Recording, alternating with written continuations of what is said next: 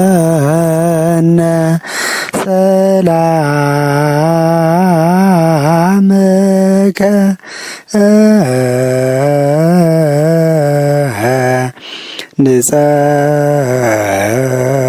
ንጸውዕ ስመ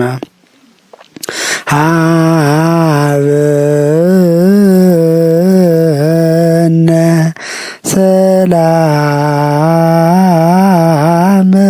ሰላምከ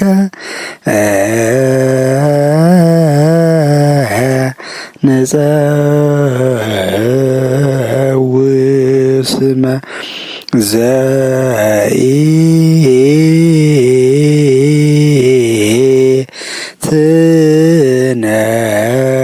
ዘኢትነውም ትጉህ ኖላዊነየ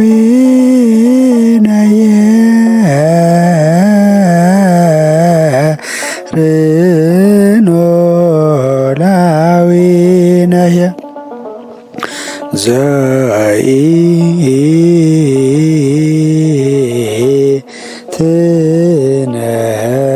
ዘኢትነውም ትጉህ ኖላዊነየ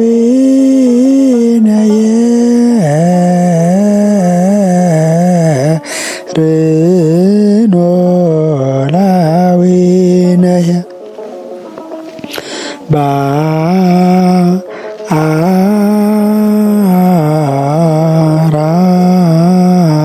ባራንኒ ይቤ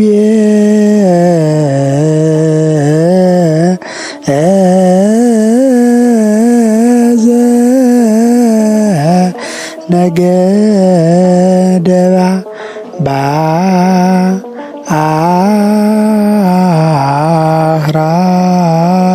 ባራንኒ ይቤ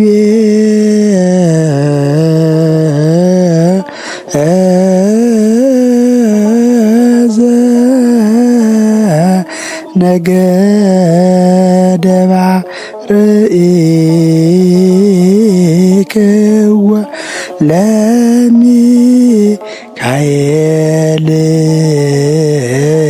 ወስእንኩ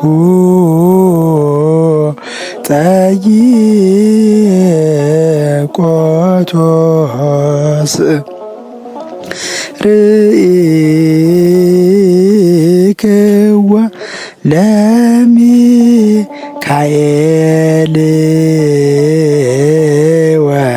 ወስእንኩ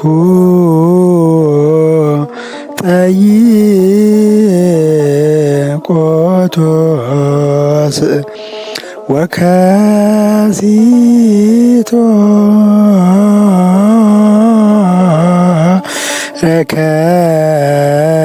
ረከበ ወከሲቶ ረከበ ሀበ ይብል እዝየንዎሙ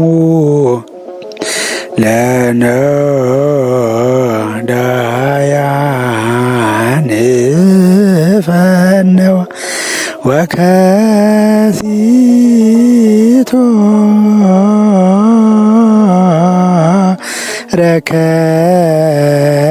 ረከበ ወከሲቶ ረከበ ሀበ ይብል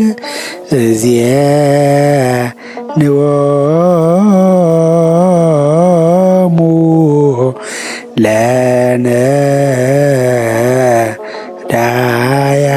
ለነዳያን ፈነወ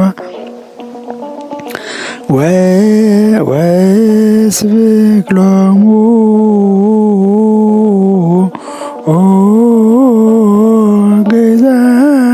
ግዛነ ለጽዋዋን ወስምዮ ለባህራ ወስብክ ሎሙ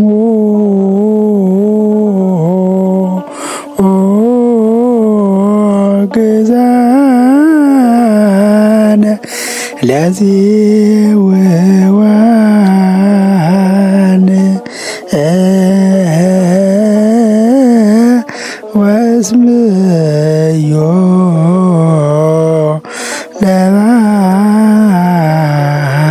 ለባህራን ሩብ።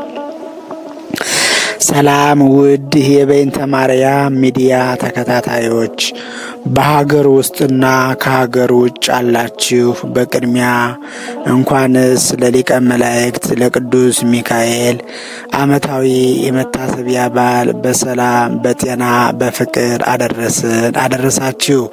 እነሆ በዛሬው ዕለት ይዤላችሁ የቀረብሁት ሊቀ መላእክት ቅዱስ ሚካኤል ማን ነው የሚለውንና እንደዚሁ ደግሞ ሊቀ መላእክት ቅዱስ ሚካኤል የረዳቸው ቅዱሳን ማለትም የባህራንና የቅድስት አፎሚያን ታሪክ ይዤላችሁ ቀርብ ያለሁ ማለት ነው።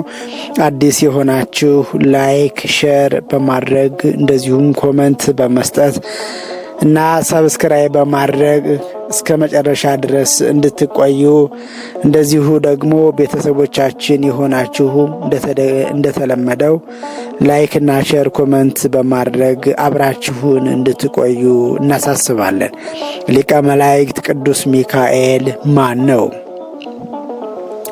ሚካኤል የሚለው ስም አለቃ ኪዳነ ወልድ ክፍሌ መጽሐፈ ሰዋስው ወግስ ወመዝገበ ቃላት ሐዲስ በተሰኘው መዝገበ ቃላት መጽሐፋቸው ሲገልጹ ቃሉ የዕብራይስጥ ሲሆን ሚ ማለት መኑ፣ ካ ማለት ከመ ማለት ሲሆን ኤል ማለት ደግሞ አምላክ ማለት ነው። በዚህም መሰረት ቅዱስ ሚካኤል የስሙ ትርጓሜ መኑ ከመ አምላክ ማን እንደ እግዚአብሔር ማለት ነው። በስነ ፍጥረት ትምህርት እግዚአብሔር ሳጥናኤልን ቅሩበ እግዚአብሔር ለእግዚአብሔር የቀረበ አድርጎ እንደ ሾመው ቅዱሳት መጻሕፍት ይመሰክራሉ። ነገር ግን ሳጥናኤል ከእግዚአብሔር የተሰጠውን ክብር ትቶ አምላክነትን በመሻቱ በትዕቢቱ ምክንያት ስልጣኑ ተገፎ ወደ ምድር ጥሎታል። ስልጣኑን ገፎ ወደ ምድር ጥሎታል። በቦታውም ቅዱስ ሚካኤልን ሾሞታል። የቅዱስ ሚካኤልን ሲመት ምክንያት በማድረግ ዕለቱን የኢትዮጵያ ኦርቶዶክስ ተዋሕዶ ቤተ ክርስቲያን ህዳር 12ና ሰኔ 12 በድምቀት ታከብረዋለች። ይህም ብቻ አይደለም። እስራኤላውያን በግብፅ በባርነት ቀንበር ተይዘው ለ215 በስቃይ ሲኖሩ ያለቀሱት እንባ መንበረ ጸባዖት ደርሶ ከግብፅ ወደ ምድረ ርስት ይገቡ ዘንድ እግዚአብሔር ሊቀ ነቢያት ሙሴን አስነስቶ ባሕረ ኤርትራን ከፍሎ አሻግሮ ለ40 ዘመናት ሲጓዙ ቀን በደመና ሌሊቱን በብርሃን እየመራ ያደረሳቸው ቅዱስ ሚካኤል ነው። ቅድስት ቤተ ክርስቲያንም ይህንን ቀን መታሰቢያ አድርጋ የምታከብርበት ዕለት ነው። ቅዱስ ሚካኤል ለኢያሱ ወልደ ነዌ በሰው አምሳል ተገልጦ የተመዘዘ ሰይፍ በእጁ የያዘ ሰው በፊቱ ቆሞ አየ። ኢያሱም ወደ እርሱ ቀርቦ ከኛ ወገን ወይስ ከጠላቶቻችን ወገን ነህ አለው። እርሱም እኔ የእግዚአብሔር ሰራዊት አለቃ ነኝ፣ አሁንም ወደ አንተ መጥቻለሁ አለ። ኢያሱም ወደ ምድር በግንባሩ ተደፍቶ ሰገደ በማለት እግዚአብሔር የቅዱስ ሚካኤልን ክብር ገልጦታል። መጽሐፈ ኢያሱ ምዕራፍ 5 ቁጥር 13። የቅዱስ ሚካኤል ሹመት በነገደ መላእክት ብቻ አይደለም፣ ነገር ግን የእግዚአብሔር ሕዝብ በሆኑት ላይ ጭምር ነው። ሊቀ መላእክት ቅዱስ ሚካኤል ለእኛ ለሰዎች አማላጅ ሲሆን ለቅዱሳን ጻድቃን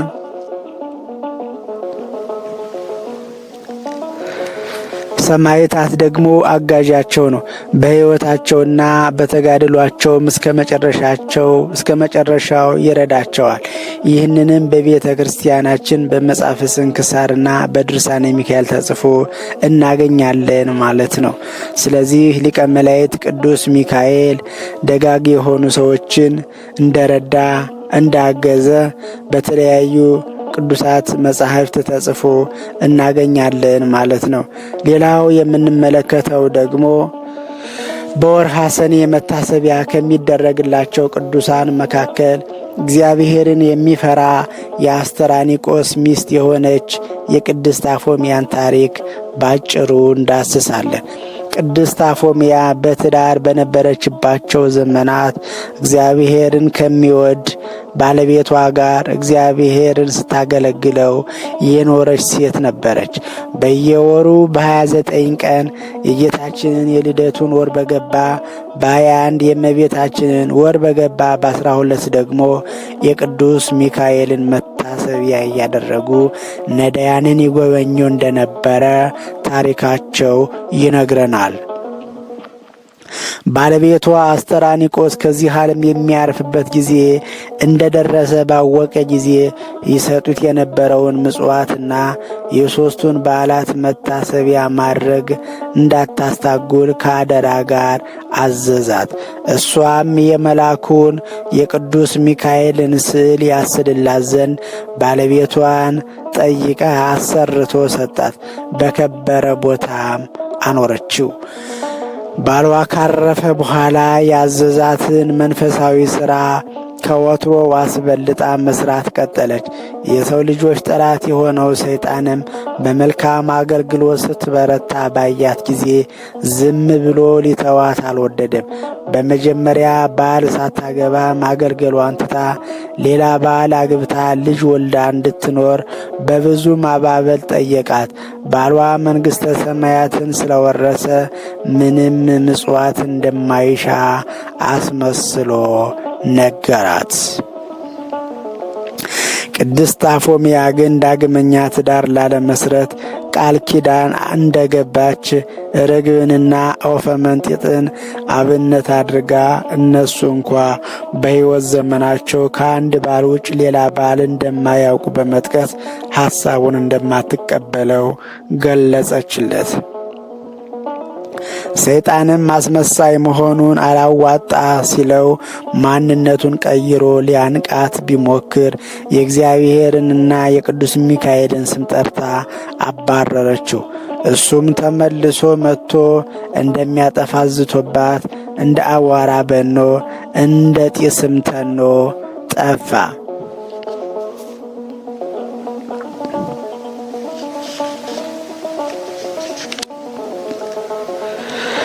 በሰኔ 12 ቀን የቅዱስ ሚካኤልን መታሰቢያ እያዘጋጀች ሳለች ሰይጣን ብርሃናዊ መልአክ መስሎ መጣ። የመላእክት አለቃ ቅዱስ ሚካኤል እንደሆነ ገልጾ የመጀመሪያውን የመሰለ ከንቱ ምክሩን አሳምሮ አቀረበላት። ሐሳቡንም የእግዚአብሔር ፈቃድና ሐሳብ እንደሆነ አድርጎ ለማሳመን ሞከረ። ሰይጣን አስቀድሞ ጌታችን መድኃኒታችን ኢየሱስ ክርስቶስን በገዳመ ቆሮንቶስ መጻሕፍትን እየጠቀሰ እንደተፈታተነው ሁሉ ቅድስት አፎምያንም ለማሳመን አብርሃም፣ ይስሐቅን፣ ያዕቆብን፣ ዳዊትን የመሳሰሉ ደጋግ አባቶቻችንን ታሪክ እየጠቀሰ ወደ ትዳር እንድትገባ ደጋግሞ ወተወታት። ቅድስት አፎምያም በእግዚአብሔር ኃይል ጸንታ በቅዱስ ሚካኤል ተራዳይነት ታምና የእግዚአብሔር መልአክ ከሆንክ መንፈሳዊ ማረጋገጫ የሆነው የመስቀል ምልክት የታለ በማለት በምድራዊ ንጉሥና በጭፍራው መካከል የሚኖርን የጋራ መግባቢያ መንገድ ዋቢ አድርጋ ጠየቀችው። ለጊዜው በእኛ በመላእክት ዘንድ እንዲህ አይደለም ብሎ ሊሸነግላትና አቋሟን ሊያስቀይራት ሞከረ። ከቤቷ ያለ የቅዱስ ሚካኤል ስዕል ላይ ያለውን ምልክት አብራርታ የእሱ ግን ከዛ ጋር አንድነት እንደሌለው አረጋገጠችበት። ከቤቷ ላለው ለቅዱስ ሚካኤል ስዕል እጅ እንዲነሳ ጠየቀችው። በዚህ ጊዜ መልኩ ወደ ትክክለኛ ማንነቱ ተለወጠና ጨለማ ለብሶ እየዛተ አነቃት። ቅድስት አፎምያም የከበረ መልአክ ቅዱስ ሚካኤልን ድረስልኝ እያለች በጠራችው ጊዜ መልአኩም ፈጥኖ በመድረስ ከሰይጣን እጅ አዳናት። የመላእክት አለቃ ቅዱስ ሚካኤልም ለሰይጣኑ ተገቢውን ቅጣት ሰጥቶ ቅድስት አፎምያን ባረካት። የእረፍት ቀኗ በዚህ ቀን መሆኑን ነግሮ ቤቷን እንድታዘጋጅ አዘዛት። የበዓሉን ዝግጅት አከናውና ሥጋው ደሙን ተቀብላ ኤጲስቆጶሳቱንና ካህናቱን እንደየማዕረጋቸው ጠርታ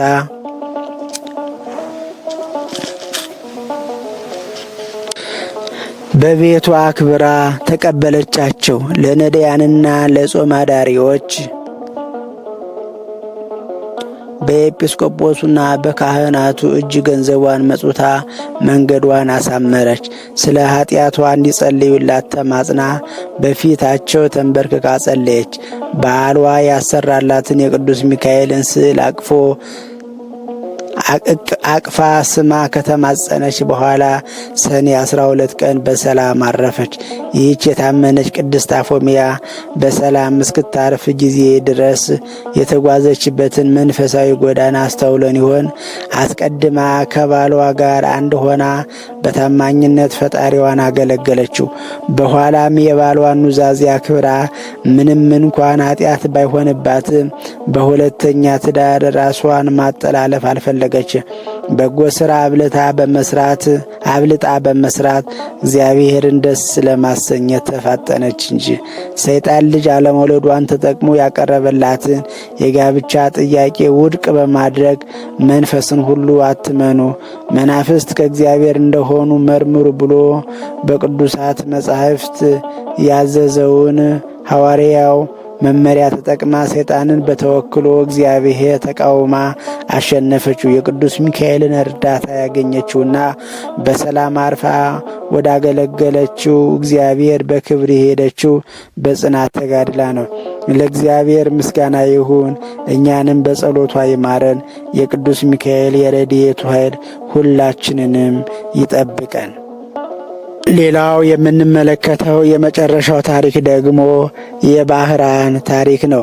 በእስክንድሪያ ሀገር እግዚአብሔርን የሚፈራ አንድ ሰው ነበር። በየወሩም የቅዱስ ሚካኤልን መታሰቢያ ያደርግ ነበረ። ጎረቤቱም አንድ ክፉ ባለጠጋ ነበር። ይህ እግዚአብሔርን የሚፈራ ሰው የቅዱስ ሚካኤልን መታሰቢያ በሚያደርግበት ጊዜ ያ ባለጠጋ ግን በሰውየው ላይ ይዝትበት፣ ይፎክርበት ነበር። ይህ እግዚአብሔርን የሚፈራ ሰውም እንደሚሞት ባወቀ ጊዜ ለባለቤቱ የመልአኩ የቅዱስ ሚካኤልን ዝክር እንዳታቋርጥ ነገራት። በተለይም በኅዳር 12ና በሰኔ 12 በልዩ ዝግጅት የቅዱስ ሚካኤልን በዓል እንድታደርግ አዘዛት። ከዚህ በኋላ ያ እግዚአብሔርን የሚፈራ ሰው አረፈ። እርሱ ባረፈበት ወራት ባለቤቱ ጸንሳ ነበር። የመውለጃዋ ቀን ደርሶ በምጥ ተይዛ መከራዋም እጅግ ጸናባት። ወደ ቅዱስ ሚካኤል አሰምታ ጮኸች። ይህንንም እንደተናገረች ያለችበት ቤት በብርሃን ተሞላ። ከጭንቋ ድና መልኩ ያማረ ወንድ ልጅንም ወለደች። የእግዚአብሔር መልአክ ቅዱስ ሚካኤልም ከሰማይ ወረደ። የወለደችውንም ሕፃን ባረከው። እናቱንም እንዲህ አላት፣ ይህ ብላቴና ምሕረት ከሌለው የጎረቤትሽን የዚህን ባለጸጋ ገንዘብ ሀብቱን ንብረቱን ሁሉ ይወርሳል ብሏል እግዚአብሔር አላት። ታዲያ ይህ ሁሉ ሲሆን ያ ባለጸጋ በሴቲቱ ቤት መስኮት በኩል ሆኖ ይመለከት ነበርና ይህን ሲሰማ ተቆጣ። ብላቴናውንም ለመግደል ምክንያትን ይፈልግ ጀመር። ከዕለታት አንድ ቀንም ዕድሜው 10 ዓመት ሲሆን የእናቱ ገንዘብ አለቀ። ያም ባለጸጋ የሴቲቱን ችግር አይቶ ልጅሽን እንዳሳድገው ስጭኝ፣ እኔ አበላዋለሁ፣ እኔ አለብሰዋለሁ፣ ላንቺም 20 ወቄት ወርቅ ሰጥሻለሁ አላት። ያችም ሴት ከባለጸጋው ይህንን ስትሰማ ተቸግራ ስለነበር ደስ አላት። ባለጸጋውም 20 ወቄት ወርቅ ሰጣት። እርሷም ልጇን ሰጠችው። ከዚህ በኋላ ብላቴናውን እንዴት መግደል እንዳለበት ያሴር ጀመር። በብላቴናው ቁመት ልክ ሳጥን አሰርቶ ብላቴናውን ከሳጥን ከቶ ቆልፎ ከባህር ውስጥ ወረወረው። ያ ሰይጣን ግን በእግዚአብሔር ፈቃድ ወደ አንድ የባህር ወደብ ደረሰ። ያ ሳጥን ግን በእግዚአብሔር ፈቃድ ወደ አንድ የባህር ወደብ ደረሰ። አንድ ሰውም በጎቹን አሰማርቶ እየጠበቀ ሳለ ከባህሩ አጠገብ አንድ ሳጥን ከባህሩ ላይ ተንሳፎ አየ። ሳጥኑንም ከባህሩ ካወጣው በኋላ እንዴት እንደሚከፍተው ያሰላስል ጀመር። ሰይጣኑንም ወደ ቤቱ ይሄድ ዘንድ በዚህ ጊዜ እግዚአብሔር ይህንን ሰው ዳግመኛ ወደ ባህር እንዲሄድ አዘዘው። ፈጥኖም ወደ ባህር ሄደ። በዚያም አንድ አሳ አጥማጅ አገኘ። ይህም ሰው ለአሳ አጥማጁ መረቡን ስለ እርሱ እንዲጥለው አዘዘ። አጥማጁም እንዳዘዘው አደረገ። ትልቅም አሳ ያዘ። ለአሳ አጥማጁም ዋጋውን ሰጥቶ ወደ ቤቱ ይዞት ተመለሰ። አሳውንም ለማዘጋጀት ፈልጎ ሲቀደው የሳጥኑን መክፈቻ አገኘ።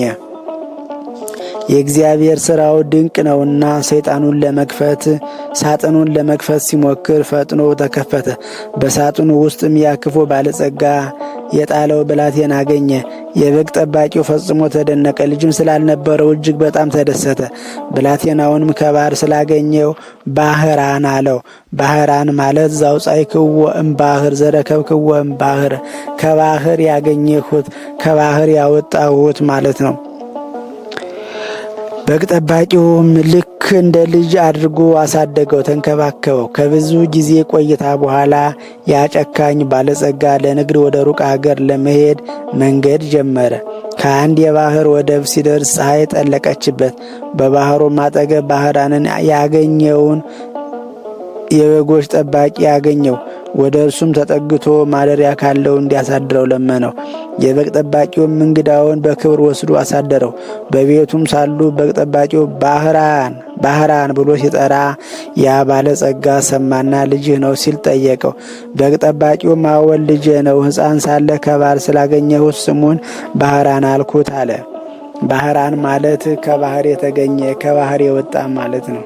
ባለጸጋውም ወደ ባህር የጣለው ሕፃን መሆኑን አውቆ በልቡ እጅግ ተበሳጨ።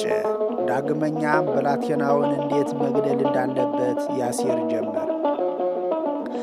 ለበግ ጠባቂውም ይህንን ብላቴና ወደ ቤቴ ልላከው፣ የረሳሁት ዕቃ ስላለ ያምጣልኝ፣ ለአንተ 20 ወቄት ወርቅ እሰጥሃለሁ አለው።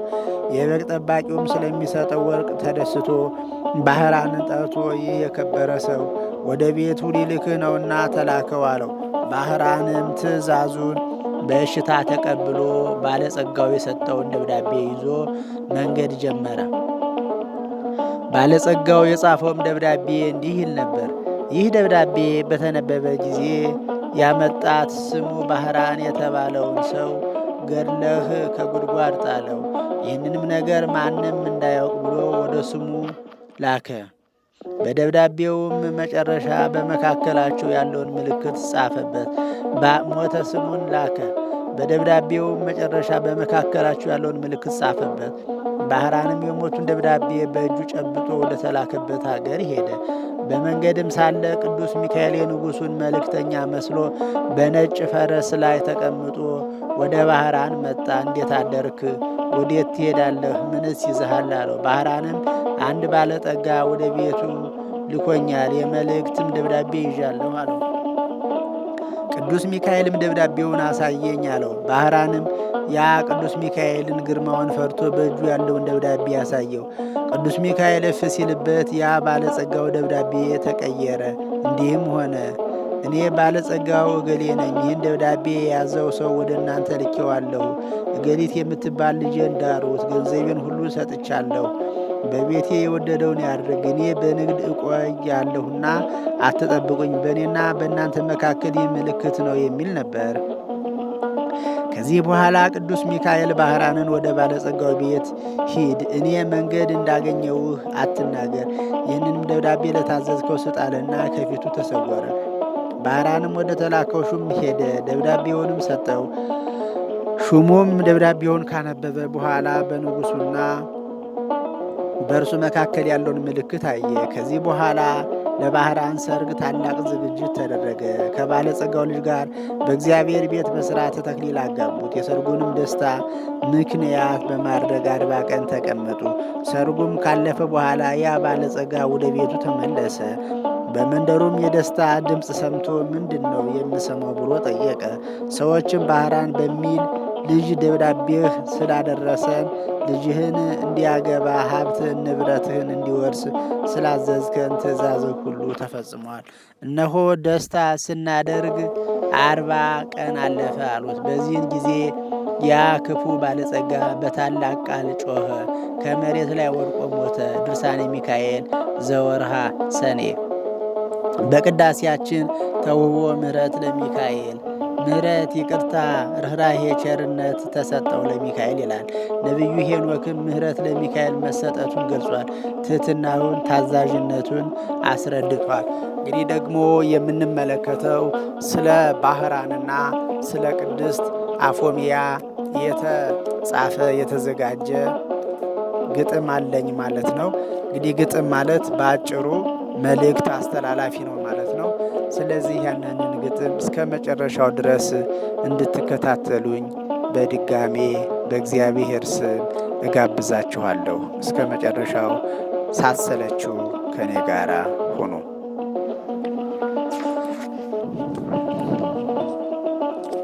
ቅድስት አፎምያ በእምነቷ ጸንታ በጾም በትሩፋት ሰይጣንን ድል ነስታ ገነት ገባች በክብር አክሊል ተቀዳጅታ።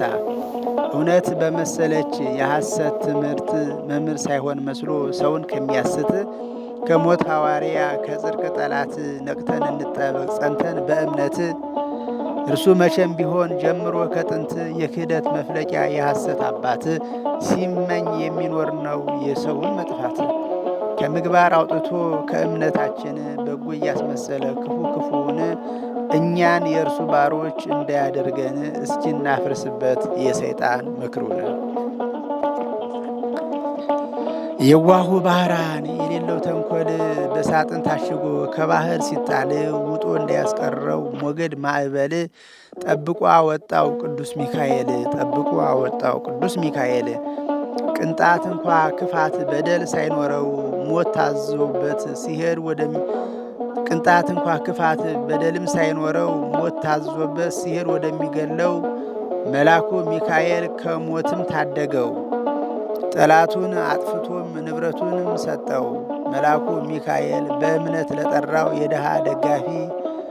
የድሃ ደጋፊ ረዳትም ነው፣ ከችግር ከስቃይ የሚታደገው። አደራ ሚካኤል ቅዱሱ ጎብኘኝ፣ ደካማ ነኝና ቸል አትበለኝ። በሐዘን በጭንቀቴ የሚደርስልኝ ለእኔ ካንተ ሌላ ምን ዘመድ አለኝ? ቅንጣት እንኳ ክፋት በደል ሳይኖረው ሞት ታዞበት ሲሄድ ወደሚገለው መልአኩ ሚካኤል ከሞት ታደገው። ጠላቱን አጥፍቶም ንብረቱን ሰጠው። መልአኩ ሚካኤል በእምነት ለጠራው የድሃ ደጋፊ ረዳቱ ነው፣ ከችግር ከስቃይ የሚታደገው።